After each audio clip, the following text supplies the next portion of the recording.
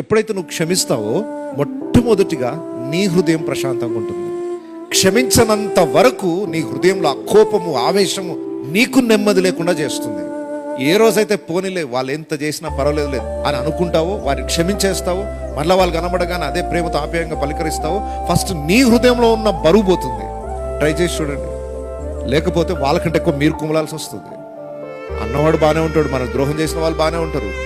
రోజు ఏడ్చేది నువ్వే. ఎందుకు మన ఏడుపు? దేవుడు చెప్పిన పద్ధతిని మనం అనుసరిస్తే ఆ బాధ ఉండదు కదా.